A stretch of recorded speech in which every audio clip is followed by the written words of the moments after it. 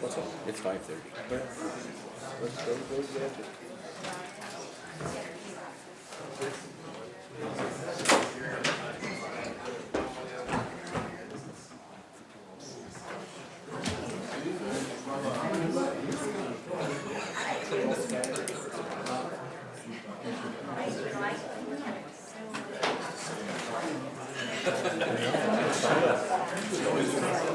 I am very, very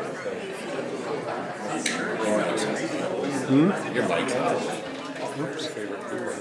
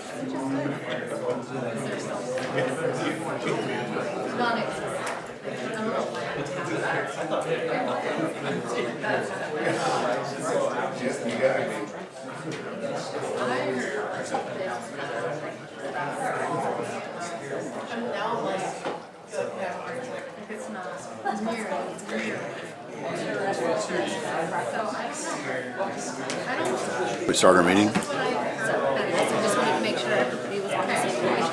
Full agenda. Okay.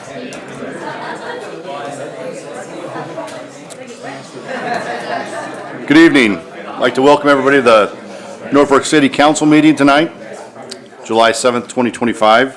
I'd like to call this meeting to order. I'd like to inform the public about the location of the Opens Meeting Act posted in the council chambers and accessible to members of the public. At this time, we'll have a motion of silence followed by the Pledge of Allegiance.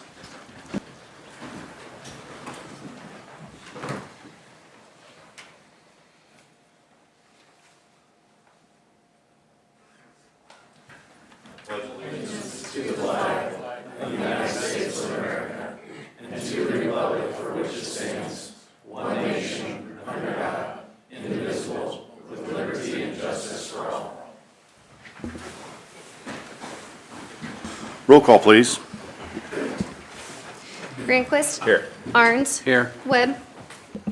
McCarthy. Here. Beckman. Here. Jensen. Here. Langy. Here. Hildebrand. Here. Mayor. Here. I need a motion to approve the consent agenda. Your Honor, I'll be abstaining from the consent. Your Honor, I'll be abstaining from the consent. Your Honor, I'll be abstaining from the consent. Are we voting tonight? So Okay. we need a motion in a second. Okay, so I just need a motion in a second. I'll make a motion to approve it. We have a motion and a second. Please vote. Who's remaining, I guess?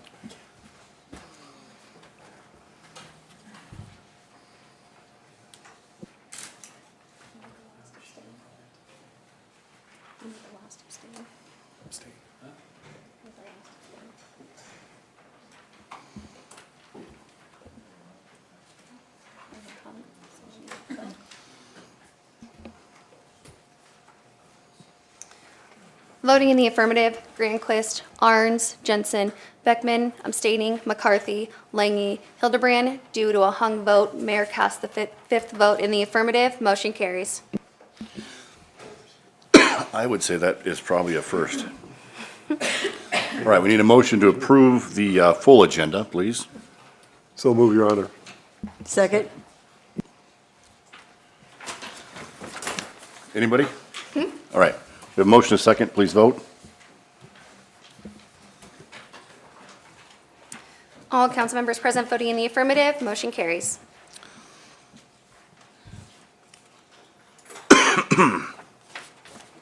Okay, moving on to a public hearing and related action.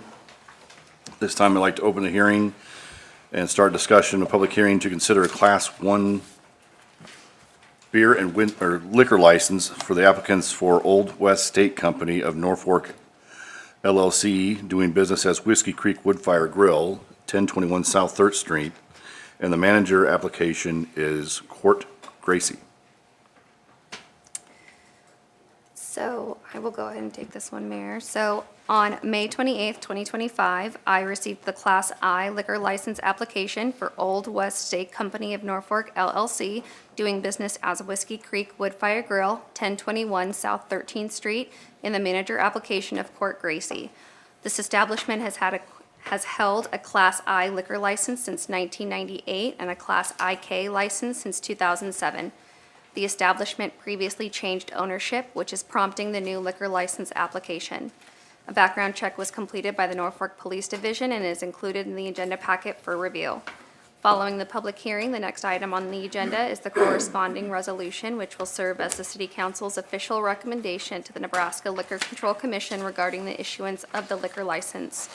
I am unsure if the applicant is here tonight, but I will try to answer any questions you may have. Okay, the applicant is present here tonight and will answer any questions you may have. Any discussion? Any other discussion from the public? All right, I'll close the hearing and consider a motion for the Class 1 liquor license application for Old Whiskey Steak Company of Norfolk LLC, doing business as Whiskey Creek Woodfire Grill, 1021 South 13th Street, and the manager application of Court Gracie. I'll offer for consideration the approval of Resolution 2025-31. Second. Have a motion to second. Any discussion? Any further discussion? Seeing none, please vote.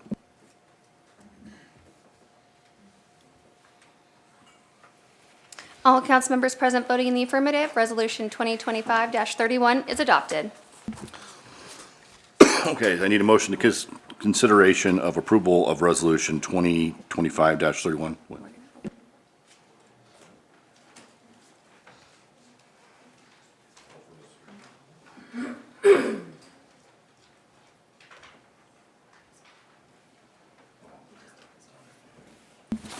Thank you. At this time, we'll move on to item number 33, sorry. Public hearing to comply with the provisions of NRS 18-755 to acquire property located at 1312 McKinley Avenue. Just open the public hearing for discussion. Nate, you'll be leading us on this. Mayor and council, Nate Powell, Parks and Recreation Director. So before you is a request to purchase the property at 312 McKinley Avenue. It's within Tahazuka Park. This aligns with the 2022 Tahazuka Park Master Plan that we conducted to have a centralized maintenance and also for planned improvements. It's just under 5 acres. It is completely surrounded by parkland. It's centrally located.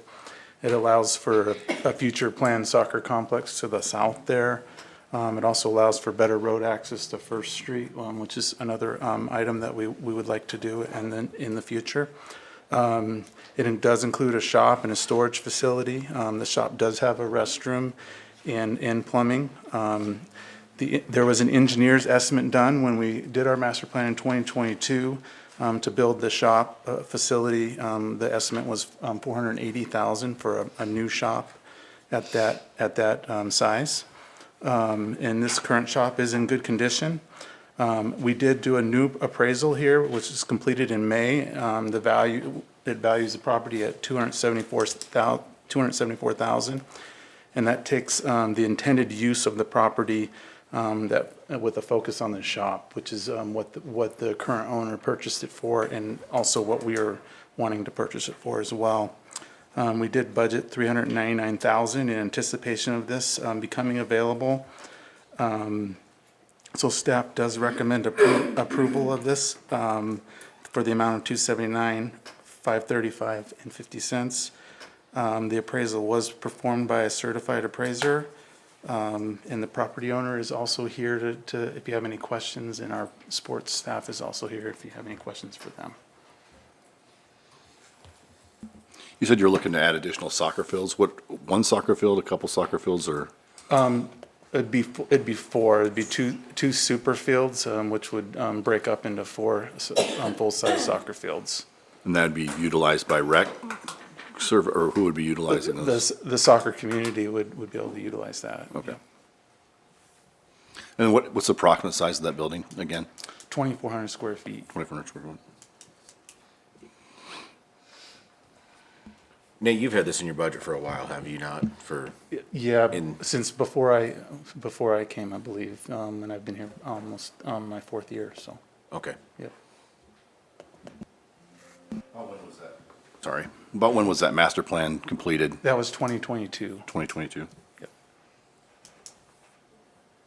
With the goal to, the property comes available surrounding Tawazuka Park to, Yep, with expansion of ball fields, and which we are planning, and have additional maintenance facilities to work towards the expansion of our ball fields.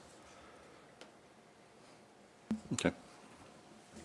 Nate, what's your anticipated cost to renovate the property outside of the metal building that is there? The house demo estimated around 20,000 to remove the house.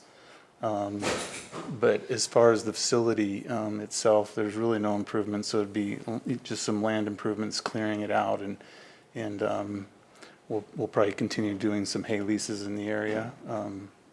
So that demolition of the house will be taken out of the $399 that you have budgeted then? That's correct. We would need to do that, yes.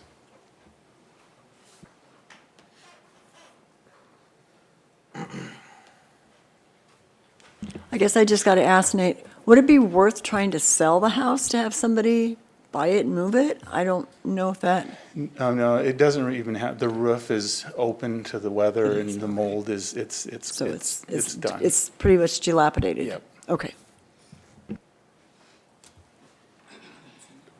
Is your intent to leave the building there, correct? And just utilize that for shop, park maintenance? That's correct, yep. Okay.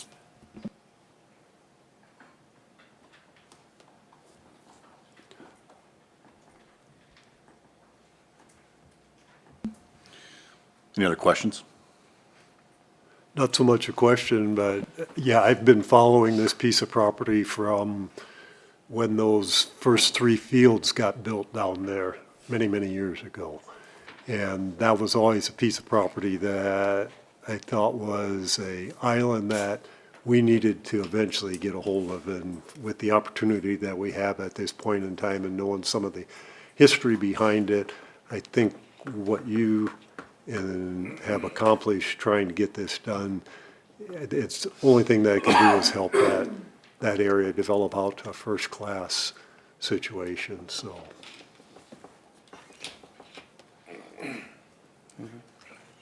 Thank you, Nate. Any other discussion? Seeing no other discussion, close the hearing.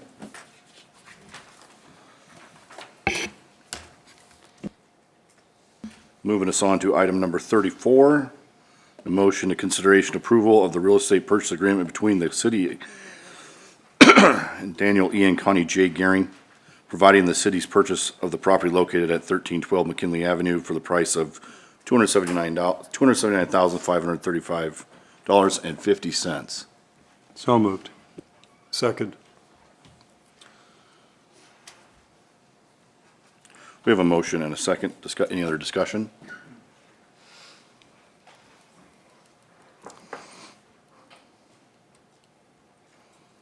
Any other discussion? Public? All right, I seeing- guess, yeah, go I'll ahead. just make one comment. I just appreciate the opportunity given to us to purchase the property and not at an escalated cost, but at the cost that I believe that they obtained the property for. So just a thank you.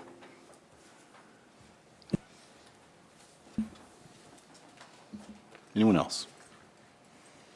All right, seeing none, please vote.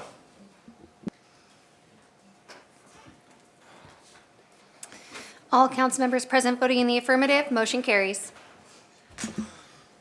That moves us on to our regular agenda, item number 35, consideration of approval of testing service contract with Certified Testing Services, Inc. for the concrete improvement project 2025 for an amount not to exceed $14,500. I'll offer for consideration the approval of testing services. Second. We have motion and second. Did some discussion on this. Steve, you'll lead this. Mayor and council, this is our quality assurance, quality control testing for the 2025-26 concrete improvements. These are our dirt density tests, fresh concrete tests, compressive tests. The contract itself is structured, there's some staff discretion in terms of how often we require the testing. Typically, we end up at the end of a contract at about 2/3 of the contract. When we write these, we anticipate that sometimes issues develop internally. We may see low compressive strengths, and so we end up running a series of multiple tests. So, like I say, generally, we're running about 2/3 of the actual contract by the end of these projects, but again, it's our quality control, quality insurance against the suppliers for the concrete and some of the construction process. So. And you did some of those actually on the Benjamin Avenue area last year, didn't you? When that Yes. went in there? Yes. Saw some cores taken out. Is that something that ever gets included in that contract, that the contractor themselves would provide testing at the end of their project? Or is that unusual? I would say that's pretty unusual. Again, on this kind of, maybe on a Benjamin Avenue project where you have a little bit more control over how they're gonna be paving it out. But even then, you don't know, are they gonna start up, they're gonna pave 300 feet and then the paver breaks down, just how much are they gonna get done? And a lot of the testing is based on daily volume or how many cubic yards they put down. The more they put down, the less testing there is. Smaller pours, every day you start off a big pour, usually you're doing tests at the front of that to make sure that the air content's correct, the slump is correct. These repair projects that we do, there are lots and lots of small repairs, medium-sized repairs, large repairs, but nothing in the volume of a mainline paving project. And again, that's where the staff's discretion comes in. If it looks like for some reason we're struggling with consistency of mix, slump of mix, or if we end up seeing that we're getting low strength breaks, we can pull more tests. So it's kind of dependent on the material supply. Did it rain last week? Did it not rain last week? Things like rain events can change the moisture content in concrete, so we might have to do more testing in those kinds of situations just to help get the suppliers' mix ratios in compliance for quality control. Frank, another thing that comes into play with this, I'll tell you, 15 to 20 years ago, testing was always thrown back onto the contractor at that time, but it allowed no discretion on the owner's part. So you would, as a contractor, you would increase the amount of budgeted money considerable to cover for small pours that way, when you wouldn't necessarily need them. I would say in the last 10 years, I've rarely seen testing thrown on to the contractor. The only testing that lots of times gets thrown on to them is if you call for a test and you get a failure on it, especially on soil density and things like that, then it's your responsibility to get it retested. But otherwise, you don't have any discretion and you end up with a ballooned testing amount, whereas you have an opportunity, and so it ends up being kind of a unit cost for the city, whereas if a contractor's doing it, it's just part of the lump. And if you overestimate it and you still get the job, you make some really nice money off of testing that's not done, so.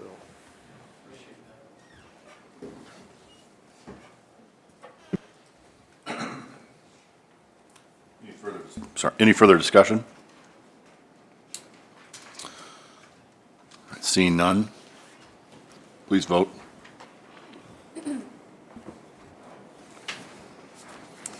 All council members present voting in the affirmative, motion carries.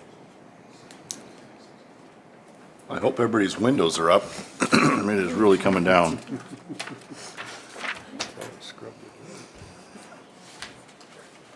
Wow.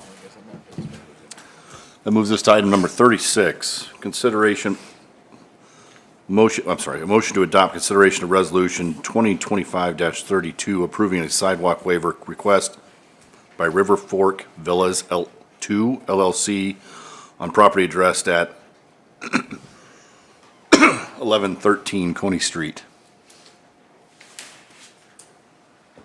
I'll make a motion for consideration of resolution 2025-32. Second? We have a motion and a second. Val, you'll lead discussion on this. Yeah, it'd probably be helpful to look at the screen. I have highlighted the one lot that we're looking at, 1113 Canoe. And this is a little different than normal because they actually have put in the sidewalk on the south side of the lot along Canoe. They're only asking for the waiver along Victory Road on the east side. And because of that, we wrote the waiver a little differently that says that obviously the mayor and council can order it in at any time like usual, but we also added, or as part of a city project, with the owner at the time being responsible for the cost of said sidewalk. That then gives the ability, if Victory Road were to have a project on it, to just automatically put that sidewalk in at that time instead of having to come back and order it in because of the variance. We do have the standard that provisions and grading for the future sidewalk installation, remain free of landscaping and everything. But that is their request, and Steve, do you want to talk to anything about your future project? So this section of South Victory is what we call rural section, so there's no curb and gutter. It's a ditch section off the side of the road. As we look to the south of this particular block, the other two houses that are along South Victory Road, we did work with the developer on this to put in some storm sewer through that area. And we did get the sidewalk in along those two properties along South Victory Road. We did kind of a best guess, engineered guess on what the elevations of a future road reconstruction might look like. Usually when we take an urban or a rural section and turn that into an urban section, the crown or the crown of the road probably drops on average 8 inches to a foot, maybe over a foot, depending on what the grade looks like. So you really want to make sure that if you're putting sidewalk in there and you're anticipating the possibility of future construction, that it all fits. As we look at this particular property up there on the very northeast corner of this subdivision, it's without putting storm sewer into that ditch and without and as you look at the other side in the parking lot on the east side, it's kind of tied directly into the street. So exactly what that's going to look like in a reconstruction, urban section with curb and gutter, it just gets difficult to anticipate. We also know, obviously, there's no sidewalk to the north of that, and so as Val indicated, it's structured so that as we would do some kind of a construction project, put in curb and gutter to the north, get the storm sewer in, that, we would put that stretch of sidewalk in, and then this property would be responsible for that. Either by calling it in or just as a function of the project, we would assess them for that.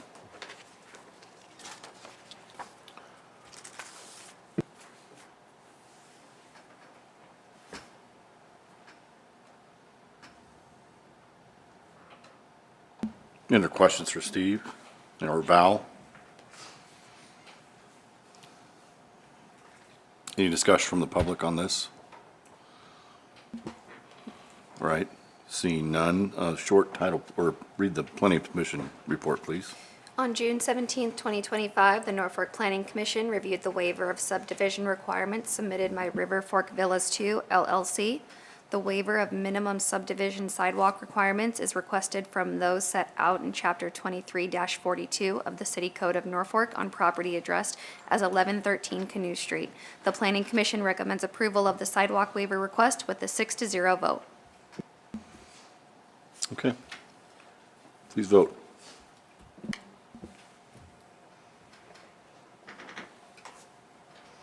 All council members voting in the affirmative, Resolution 2025-32 is adopted. Okay, item number 37, a motion to consideration of ordinance number 5929 to amend section 2-2 of the city code to allow the city to bill assisted living facilities and nursing care facilities for facility lift assistance services provided to patients residing in those facilities. I'll offer for consideration the approval of ordinance number 5929 to amend section 2-2 of the city code. Second. We have a motion and a second. Chief Rogge will lead us in discussion. Good evening, Mayor and Council. This is one of two that we'll have for you this evening. This particular item, as stated, would allow us to bill assisted living, nursing home care facilities for lift assists approximately 30 times. We gathered our statistics approximately 30 times in 2024. We were called to either a nursing home or a assisted living to pick up a resident, basically give them a lift assist, get them back up. No injuries, ended up being a no pickup, no transport, which is non-chargeable. This is separate from what you'd see in a residential lift assist where somebody would fall in their home and we would go pick them up. Those are billed differently. At a certain point, when you get so many in a year, we start billing at a rate of 150 per time. This is specifically billing the facility when those services are needed for us. Usually that we are called because a facility is prohibited from picking up residents or the staffing doesn't allow them to do so safely. So each time we do this, it takes roughly 2 to 4 personnel out of service and 1 up to 2 rigs out of service to go to those facilities. So pretty common fee that we had discussed with a third-party billing company along with our peers across the state who are providing similar service. So this rate would be in line with what they're doing, and that's kind of what we're seeking this evening. Do you see this in other communities? I mean, or? Yes. Yeah.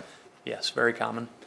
Very common in those types of facilities. It's either overnight staffing, is an issue in assisted living and nursing care facilities. Not in all, but in some. It's tough to maintain staffing.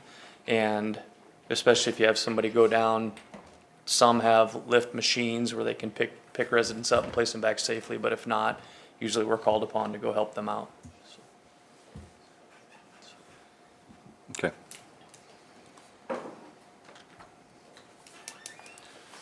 Any more questions? Any other discussion? Any discussion from the public? All right, seeing none, short title, please. An ordinance of the City of Norfolk, Nebraska to amend Section 2-2 of the official city code to allow the city to bill assisted living facilities and nursing care facilities for facility lift assist services provided to patients residing in those facilities, to remove language stating that ambulance mileage is only charged to patients transported from outside city limits, to provide when this ordinance shall be in full force and effect, and to provide for the publication of this ordinance in pamphlet form.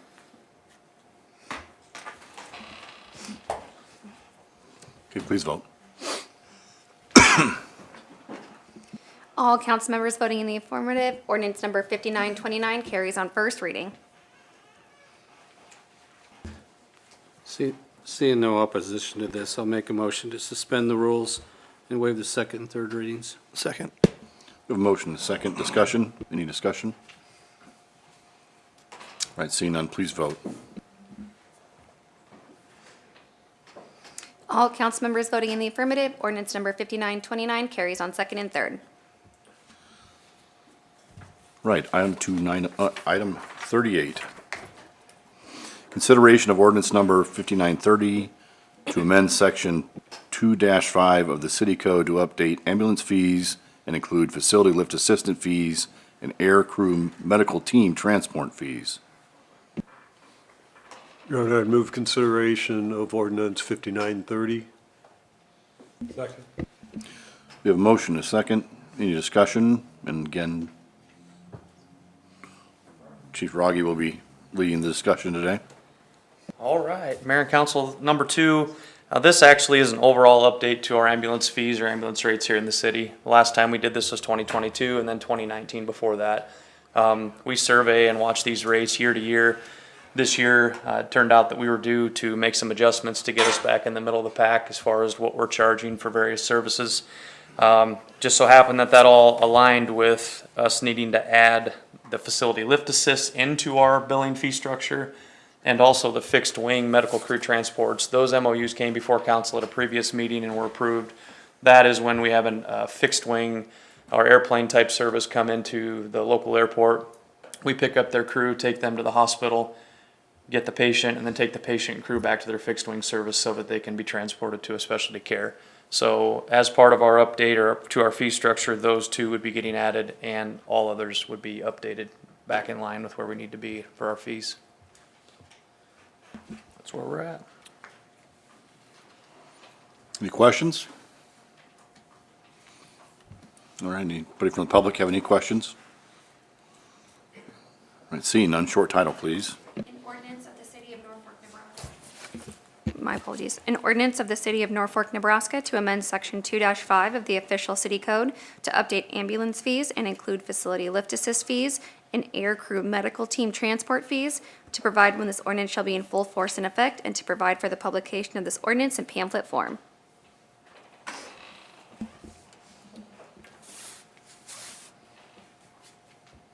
All council members voting in the affirmative, ordinance number 5930 carries on first reading.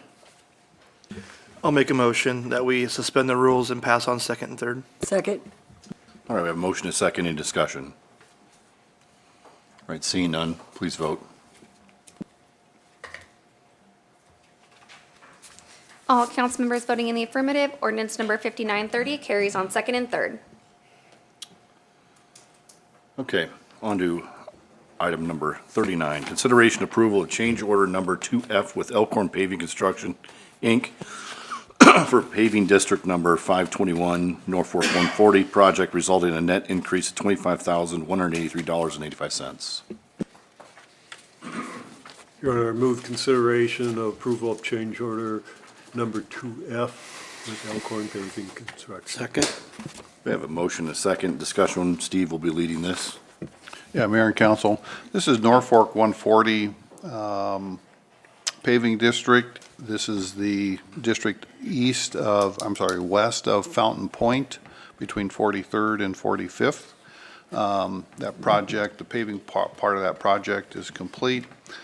This project is 100% assessed to the developer. The developer was made aware of the need for the increase prior to those costs being incurred.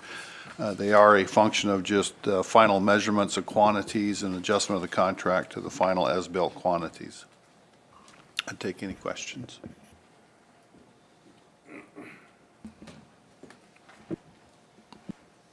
Any discussion? Any discussion in public? All right, seeing none, please vote. All council members present voting in the affirmative, motion carries.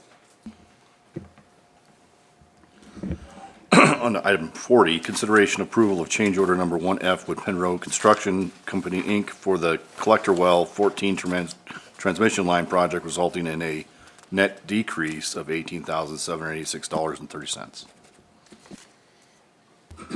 I'll offer consideration the approval of change order 1F with Penrose Construction. I have a motion, a second. We'll enter in discussion here. It's either going to be between Steve and Chad. Who wants to take that? Yeah, Mayor and Council, I'll take it. Mayor and Council, this is pretty straightforward here. This is actually a decrease. It's change order number 1, or the final change order. Again, it is modifying the contract to the final as-built quantity. Just for reference, this is the pipeline that connects Collector Well 14, the new collector well that's being constructed, to the plant. Again, the project went very, very well. had a timeline and under budget, so I recommend approval. Any questions for Steve? Questions from the public? I don't think you're going to hear any of us complain about a decrease, so. Well, you never know. See, we just had I just had to split the vote on the consent agenda, so you never know. All right, seeing none, please vote. All council members present voting in the affirmative, motion carries.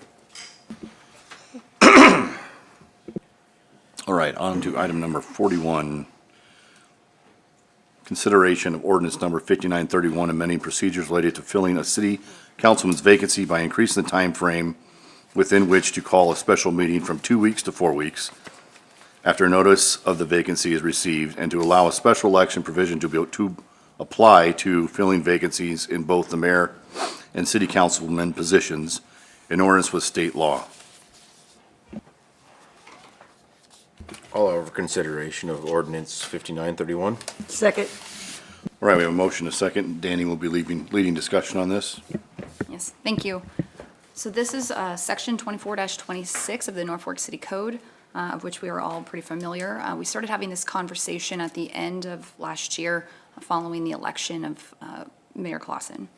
And we've had a lot of conversation on this, not as much recently in the last few months. We've had some changeover and a lot going on, and there seems to be a lot of division as to how we'd like to move forward in terms of what we want to include in the updated ordinance and what we don't want to include.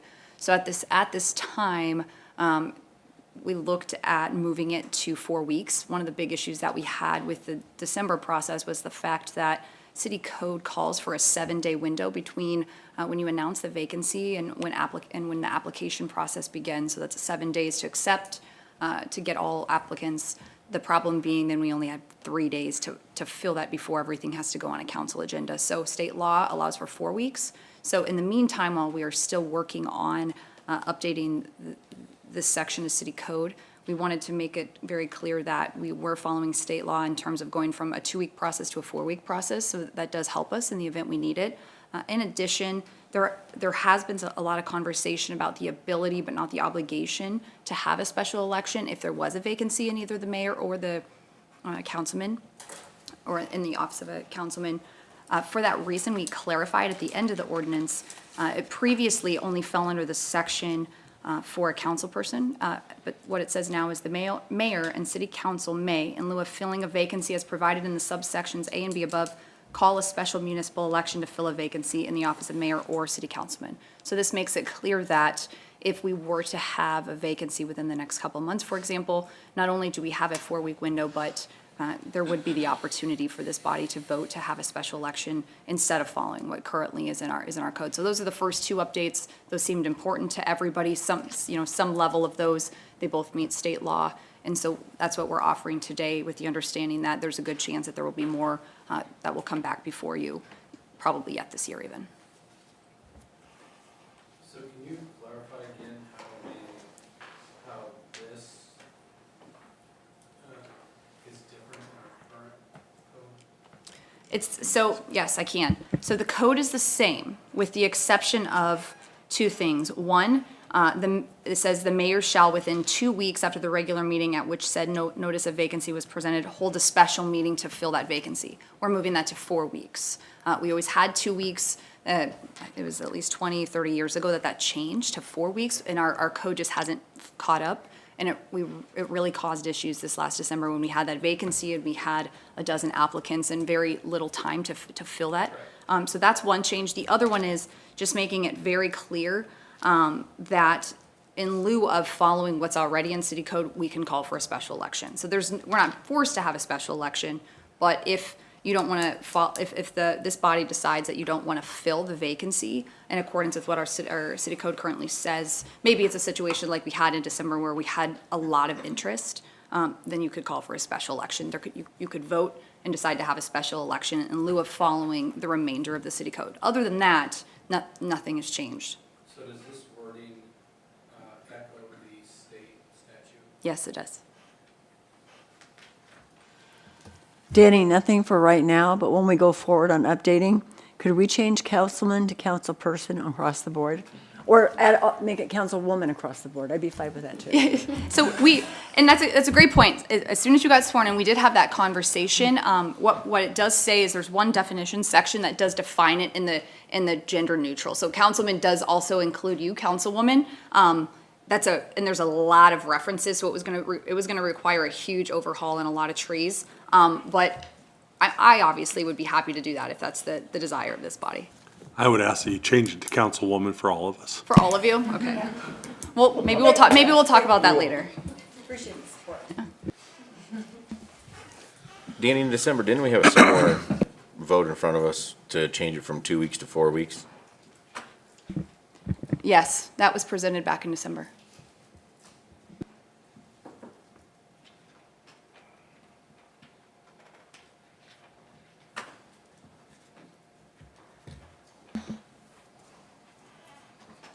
I think this gives us an opportunity to have a little more time. It was tough to fill that position within 2 weeks, and this gives the future councils more time to review, and the mayor, at the time, the next sitting mayor, whenever this happens, to have that opportunity to, a little more time to space that out and get things done. So I think it's good to add this to our city code. Any other discussion on this item? Any members of the public would like to speak on this or ask questions?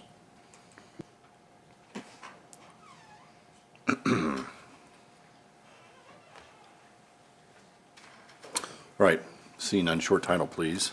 An ordinance of the City of Norfolk, Nebraska to amend Section 2-26 of the official city code to amend procedures related to filling a city councilman vacancy by increasing the time frame within which to hold a special meeting from 2 weeks to 4 weeks after notice of the vacancy is received, to allow the special election provision to apply to filling vacancies in both the mayor and city councilman positions, to provide when this ordinance shall be in full force and effect, and to provide for the publication of this ordinance in pamphlet form.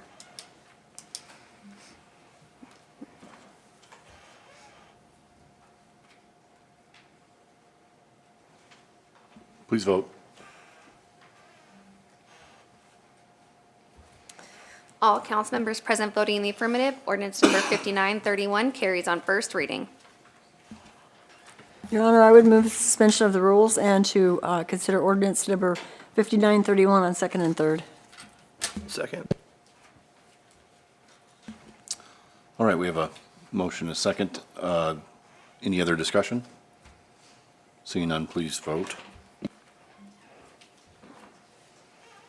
All council members present voting in the affirmative, ordinance number 5931 carries on second and third.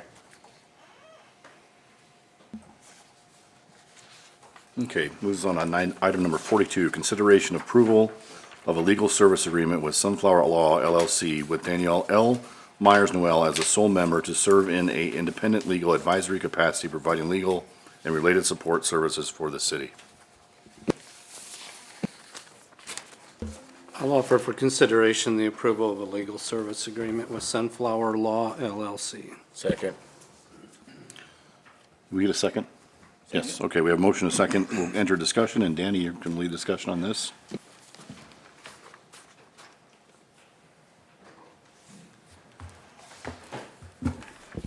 Mayor, City Council, and my colleagues, I want to thank you for the opportunity to speak to you today and for what you've given me the last 7.5 years. I've been the city attorney here. I started in December of 2017. I was officially sworn in the summer of 2018. And I can truthfully say that this has been a whirlwind of an experience and has been the most incredible job I've had, which is what makes this decision one of the hardest I've ever had to make. During the last 7.5 years, I've done a lot of really great things at the city, and I've been part of some really cool projects, and I've got to see the really amazing things that the city is doing. But more importantly to that, for me, I've also had 3 children, and my 3 children, they're small, but they're growing more and more every single day. And as time has gone on, in my capacity as the city attorney, that has required a lot more time from me. That's required a lot more nights, a lot more weekends. And even when I have been home, there have been times where mentally I'm not able to be the best mom that I can be. And for a long time, I've felt a Holy Spirit pull on my soul that's just telling me it's time to back up. It's time to refocus. And that is why I am looking to resign from the city of Norfolk as city attorney. But for the reasons I want to express to you, I believe that I still pose some value in an independent capacity. So for the last 7.5 years, we've done a lot of great things, and the city has obviously expanded. We've expanded our programs. We're doing more and more. We've taken on a lot more, and we're looking to do so in the future as we expand, as we improve our services for citizens, and we look to help those of all socioeconomic backgrounds. And in the last few years, we've really realized that this has caused issues in the legal office. We've done more outsourcing for attorneys, and there's been many, many times where we've just had to, triage what we're able to do because there's too many projects and there's only one full-time attorney. So, in thinking and moving forward with some way that I could continue to provide something for the city, and while also being able to step back to some degree to focus first and foremost on being a mom, I looked at whether I would be able to serve in an independent attorney capacity on a part-time basis, and that's what I'm offering for you today. We have somebody on staff that is an attorney that is looking to step into that role, and you'll discuss and vote on that next, and I'm excited for her to get up and speak to her experience because she hasn't done that in the last few years, but she will be poised and she will be ready to take on this role. And in the meantime, I'm excited to support her, not only supporting her and getting her up to speed, but as we have grown and as we've taken on more things that a lot of other city attorneys don't do, they outsource. It's a good time to take on a part-time attorney. As we looked in my office the last few years, there was conversations with previous leadership. It wasn't necessarily cost-effective to take on 2 full-time attorneys with benefits and things like that. But mostly the reason it has never been pursued is because of the fact that I have never had the bandwidth to train somebody. We had an opportunity to get an intern last summer, the summer before. I had to decline that opportunity because I didn't have the time to train somebody. So this offers the best of both worlds. You get another full-time attorney. While I step back, I'm not asking for benefits. I'm asking for a base, a salary, an hourly salary that is similar to the court appointment work that's done in the county. And I will only get that if I bill and if I account for what I'm doing for the city.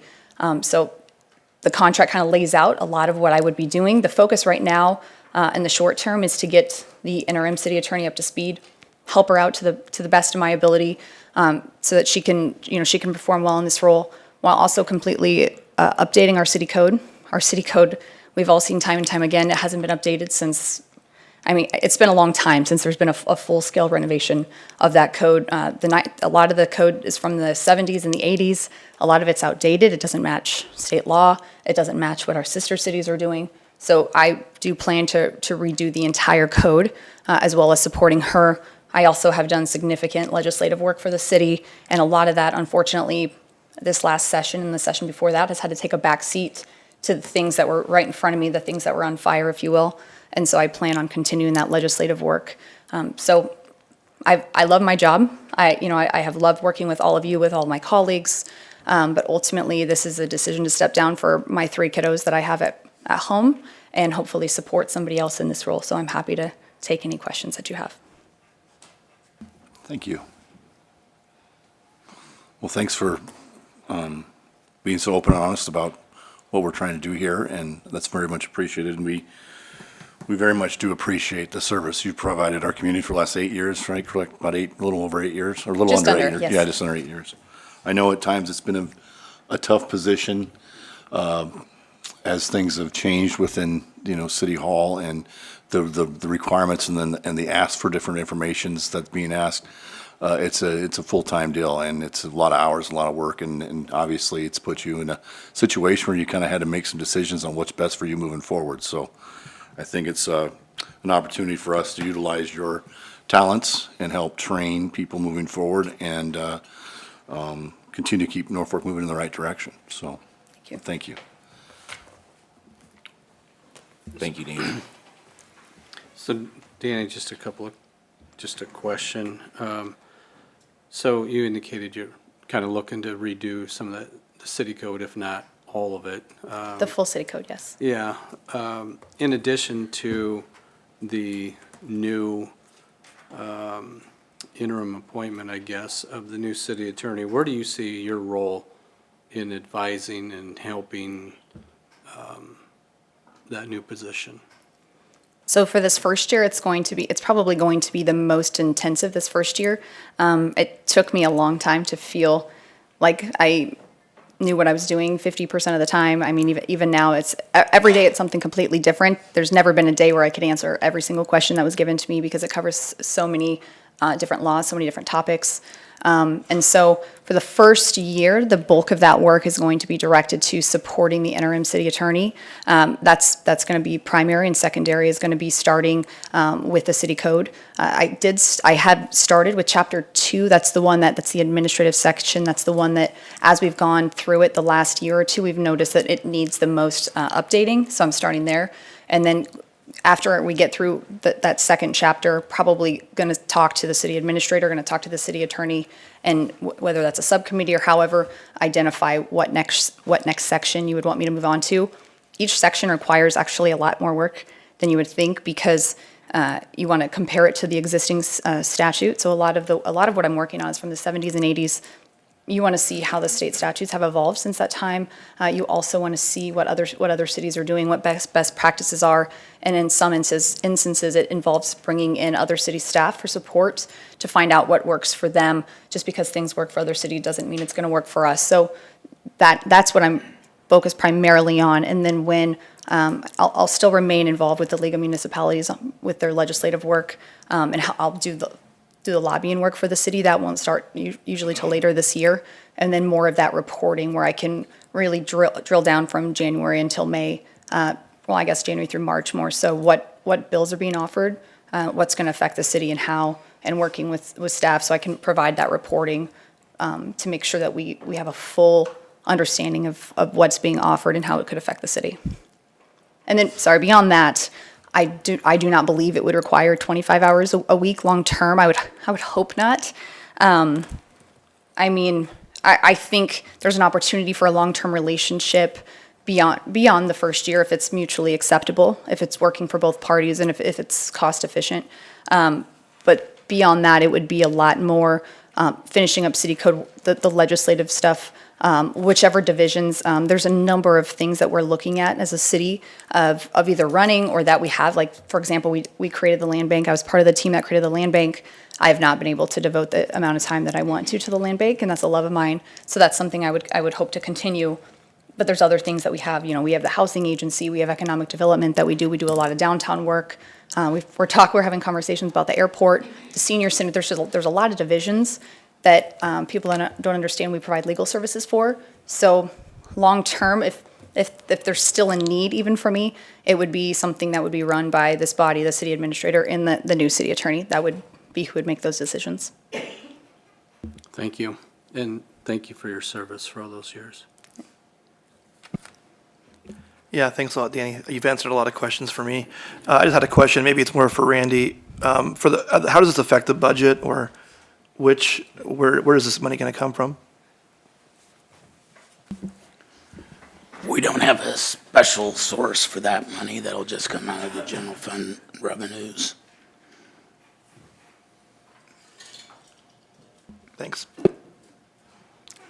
I would have a question for our city administrator, Scott. Scott, could you just for the record, for the people watching at home and stuff, could you give us just a very high level overview of the contract, just so people understand what's going on there, like with the rate of pay, the hours, how those hours are determined, how our next city attorney, how this is going to, how that works with our next city attorney and their current duties and things like that. Just a real high level, nothing, you don't need to get specific for us.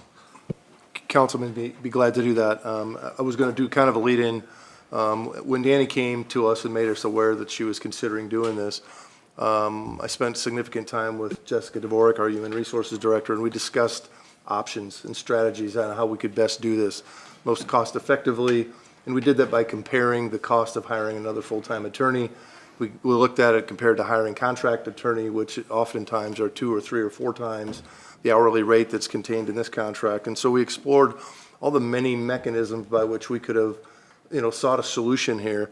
And of course, we look directly at Mel as a resource internally that you don't always have, that second attorney on staff that is a known quality employee that you can tap into to build that transitional team that we were talking about. So you have an outgoing attorney that wants to be helpful in that transition. You have an incoming attorney that meshes well with that, and it creates a recipe for success because two individuals want to do the right thing by the city and are vested in that process in a very affordable way. What we've discussed with Mel, and we'll speak to Andrew's question directly on the financial element of it, is it is not our intention to fill Mel's position until we make a long-term determination if her interim status becomes full-time. And if that's pursuant to statute, the mayor's ultimate decision if he wants to do that.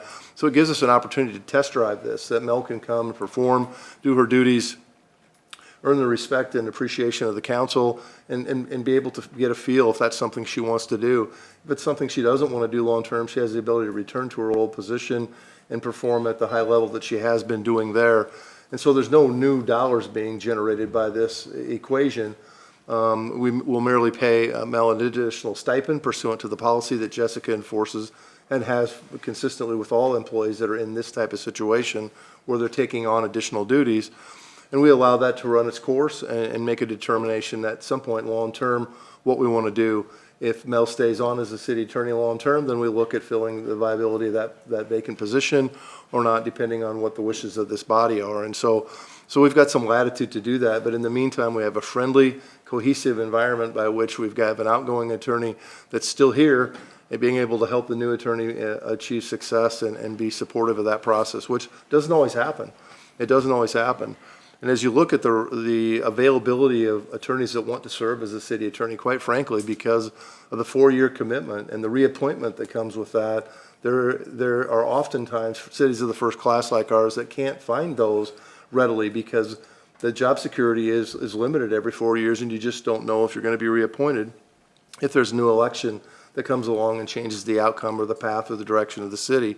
And so when you think and factor all those things in, we've been given an opportunity here to take existing resources, make the most financially palatable decision amongst the choices that we were given, and we put together a plan that we then ultimately presented to the mayor for consideration and ultimately to all of you tonight. So the contract allows Nanny up to work 25 hours a week that are billable back to the city of Norfolk. If there is not work to be done up to 25 hours, we can limit that.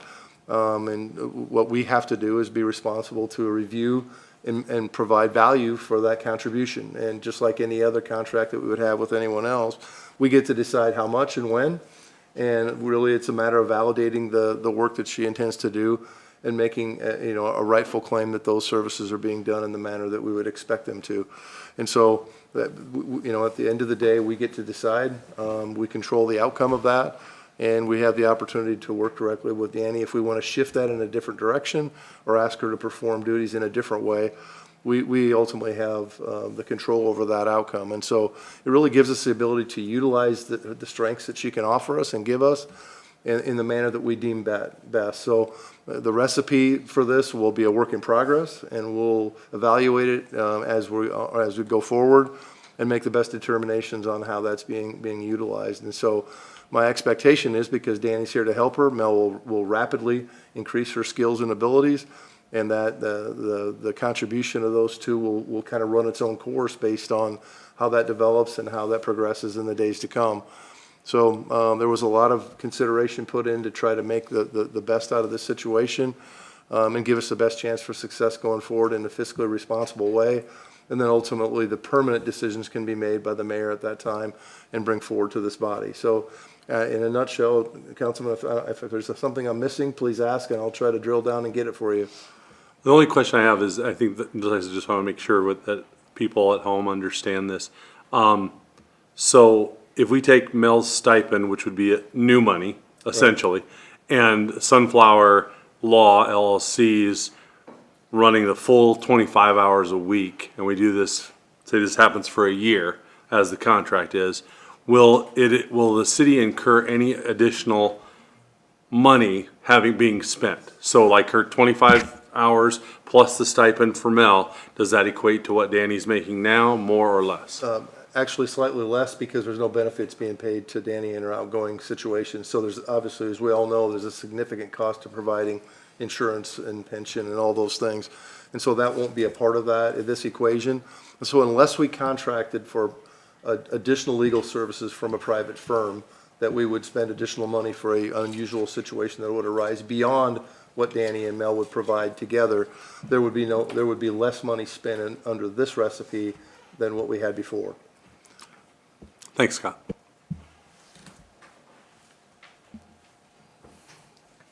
Any further discussion? Members of the public?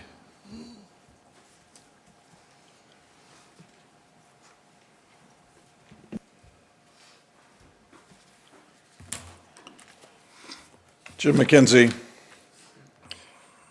My concerns are not directed to anyone personally. I thank Danny for her service to the city, and I wish her all the best. I completely understand her desire to focus her energies on her family. My concerns are process and budget. Process. The agreement states that the resignation is contingent upon approval of a consulting contract. I've never seen a resignation that's contingent upon gaining something of contractual value from the city. I don't think that's appropriate. The agreement contains a release against city, city council, employees, etc. I don't understand why there's a release in this agreement. The agreement contains a non-admission on the part of the city, city council, employees, etc. I don't understand why there's a non-admission. The agreement contains a mutual non-disparagement. I don't understand why that's in this agreement. This is not a standard resignation document for the city of Norfolk. No other regular resigning employee has been asked to sign such an agreement. The previous city attorney never signed such an agreement. I question why all this is included. It seems out of character with what we're doing here. Second of all is the budgetary process. We have two of the best, most experienced legal assistants in the state of Nebraska, in addition to a city attorney. If we add consulting of 25 hours at 52 hours a week at $125 an hour, it's $162,500. If you add that to a staff attorney with estimated pay and benefits of $180,000, that's $342,000 a year, plus our legal assistants. How are we going to afford that? I don't understand, and I disagree with Scott's, and you can correct me if I'm wrong on the budget. I mean, that Mel's position is paid for with utility fees, water and sewer, and county money. I don't see that those funds are able to just move to the general fund. Somebody can correct me if I'm wrong. But that's two totally different budgets. So you're going to have to come up with another $162,000 of general fund money. Correct? I have not heard of any plans to transfer utility fund money to pay for Mel's salary. That's correct. So there is a budgetary impact. So let's be straightforward with that. And again, our budget's bad. I mean, how do we afford all this? So I'm just bringing that up. How do we continue to afford all this? Thank you.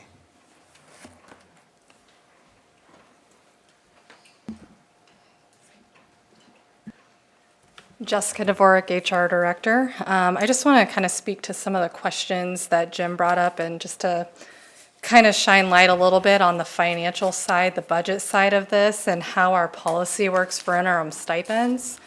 So when I came on board, I felt the need that if something like this were to arise, which unfortunately it's happened many times since I've been here, we need to find a way to incentivize somebody based on their current full-time position, which right now is funded from the ED budget, wherever those funding sources are coming from, because ultimately she's still holding that responsibility while she's interim city attorney. So she's really kind of wearing two hats at the same time. This is going to be a huge undertaking for her. We're not refilling or backfilling her position while she's an interim. So we do a calculation. It's a very small interim monthly payment that she's getting on top of her base salary in the economic development role. So I'll let Mel kind of speak to how she's going to juggle that while she's doing this. It is very helpful that Danny will be here to help support her in that. So it is a very unique situation that she's available, willing, wants to help the continuity of all of our projects at the city. This is something that doesn't happen very often for many organizations. So I think we should take advantage.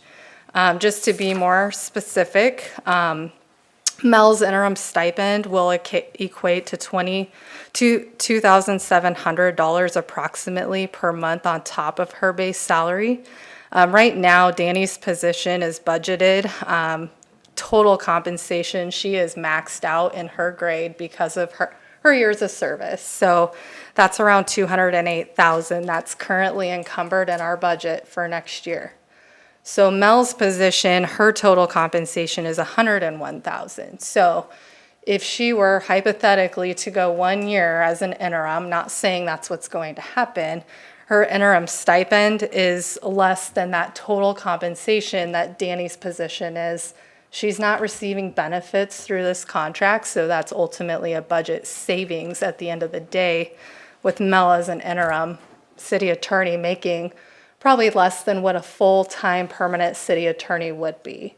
So I think we should take advantage of this opportunity. I think financially it makes sense for the city, and it also allows a growth opportunity for someone internally who I think at the end of the day, she's licensed, she's ready to take this on, and I'll let her speak to that. So I just wanted to clarify the financial budget question as we enter the budget for next year.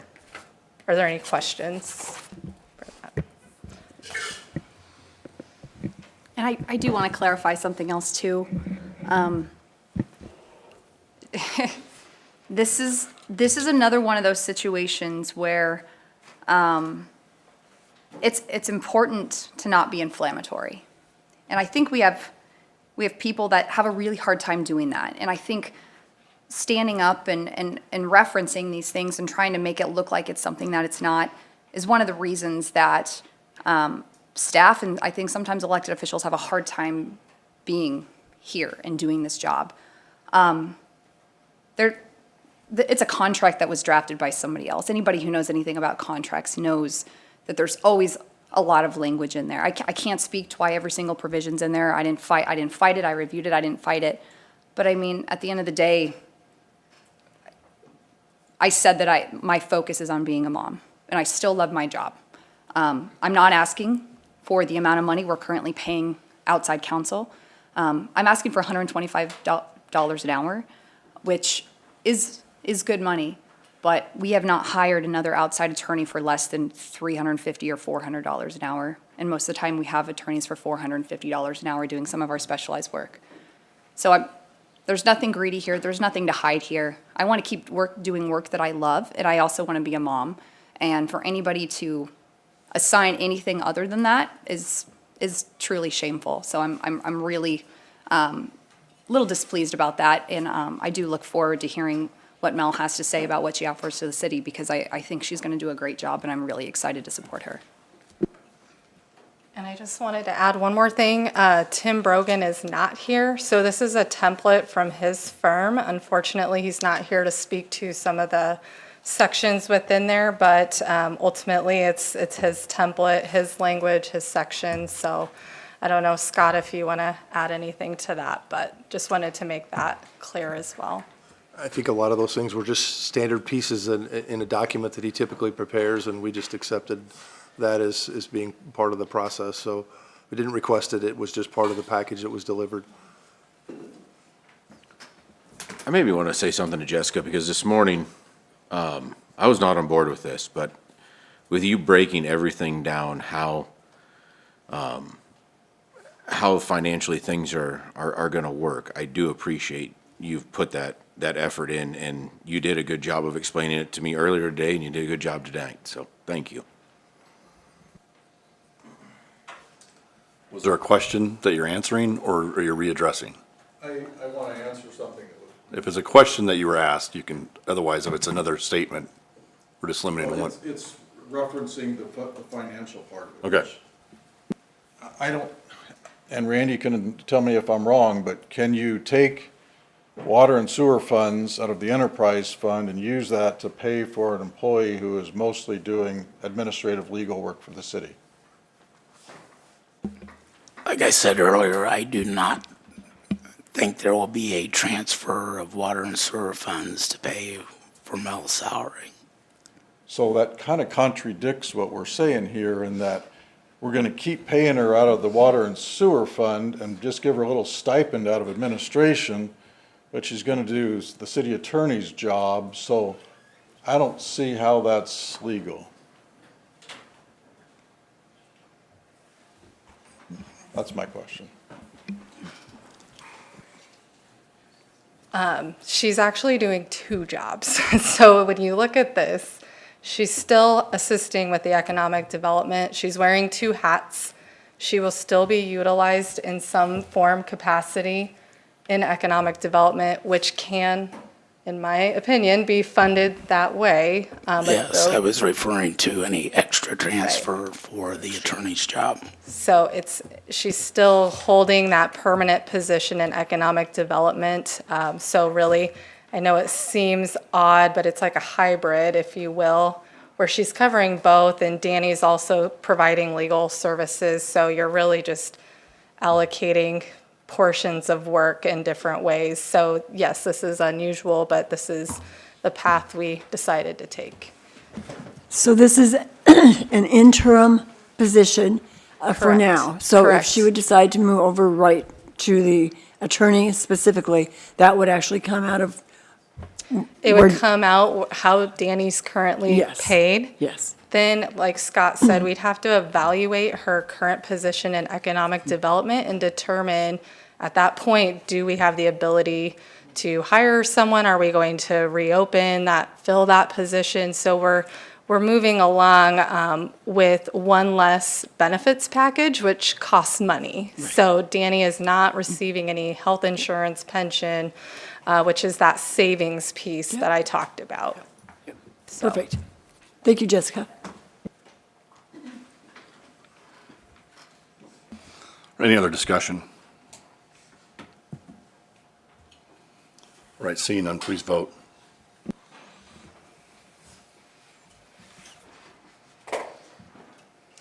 All council members present voting in the affirmative, motion carries. All right.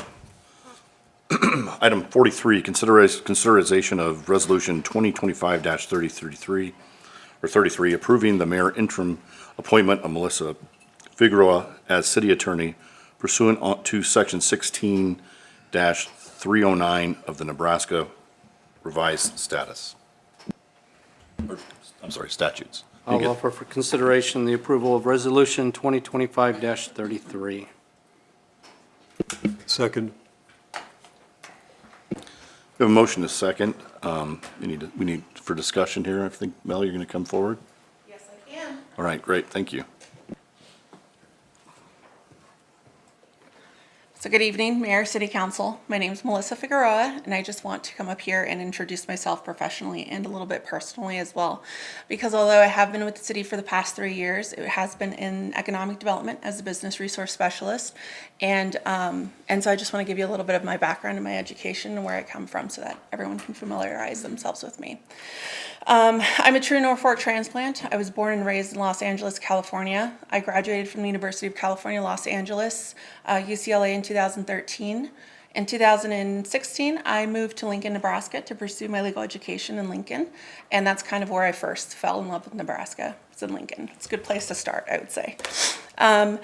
During my time in law school, I clerked for the Lancaster County Public Defender's Office. I also argued before the Nebraska Supreme Court, and I worked in the entrepreneurship clinic there while I was a student attorney my final year. After law school, immediately upon graduation, I moved to Norfolk and studied here, took the bar. I actually took the California State Bar exam, passed that in December of 2019. And then worked very closely with the Nebraska State Bar to have those scores transferred over to Nebraska so that I can obtain my Nebraska license to practice law.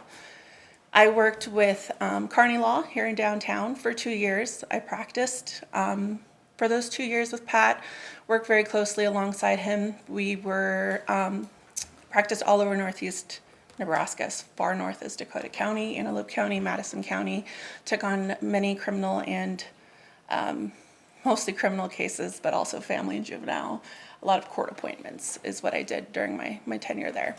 I was on the Norfolk Planning Commission from December 2020, I believe, through June 2022. So right as soon as I started my job here. My transition, my career has been interesting. Not a lot of attorneys jump out of law and then jump back into law. The truth is, Candace in Economic Development kind of recruited me and called me out of the work that I was doing. And I was really excited. I really love Norfolk and all of the growth that this community has seen, and I wanted to be a part of that. And economic development really kind of showed me an opportunity to do that in a way that worked. With that being said, I did maintain and keep my license to practice law active because I knew that at some point I would very likely return to law. I just wanted to do it so in a capacity where I more so got to choose the work that I was doing and the clients that I chose. So that's a little bit of my background. I'm very familiar with Norfolk staff. Elected officials, maybe not so much, so I'll be hoping to change that here in the next couple months as we get to know each other a little bit better. I am really grateful for the opportunity to have Danny on board as this kind of period of being able to learn from her. There's a wealth of knowledge and experience there that a lot of incoming interim city attorneys would not have access to or the opportunity to access, and there's a lot of value in that. So I'm very appreciative of that opportunity, and I think that's very valuable, and it should be really considered as such. So I think that's all I have, unless somebody has specific questions for me. I can talk a little bit about the dual roles that I'll be kind of responsibilities maintaining throughout this time. There's no way that I'd be able to do that without economic development and Candace's assistance and my colleagues Brooke's help.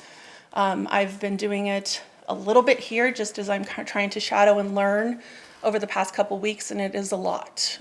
It's going to be a lot. I know that we will be able to do it, but it's going to take a lot of teamwork, both from legal and economic development, but that's something that I'm sure that we'll be able to make happen. Any questions? Any other questions? Okay. I don't have any questions, but welcome aboard. Again. She's already here. Yeah. So it's again.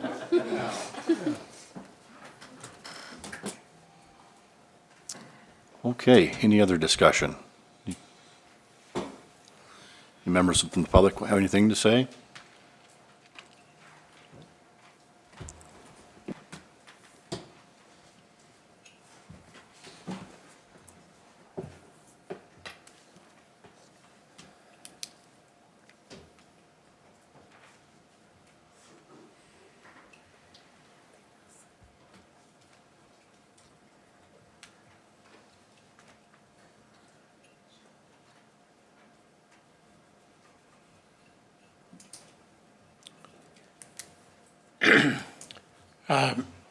Brad Brooks, concerned citizen.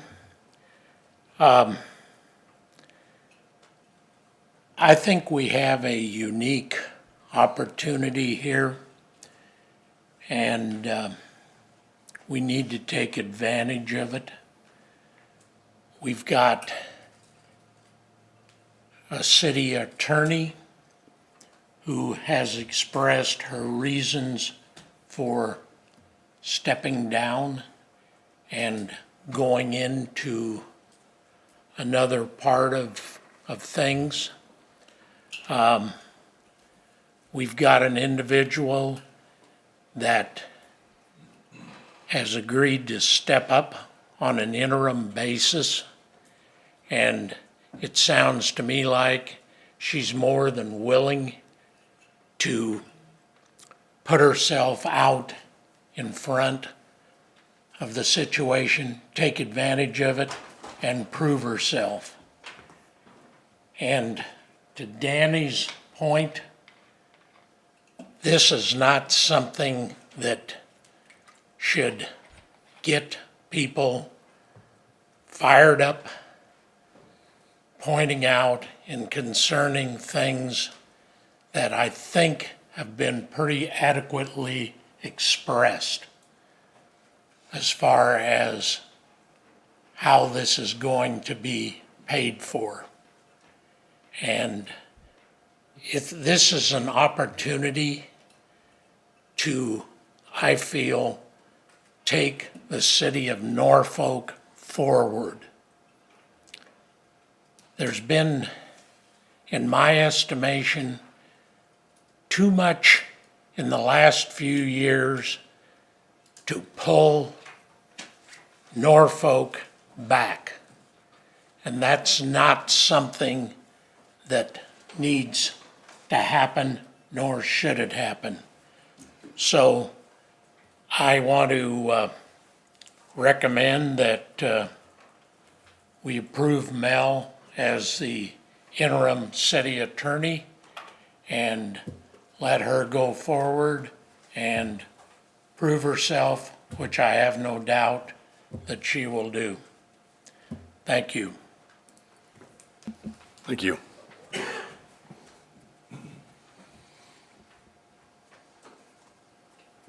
Any other discussion?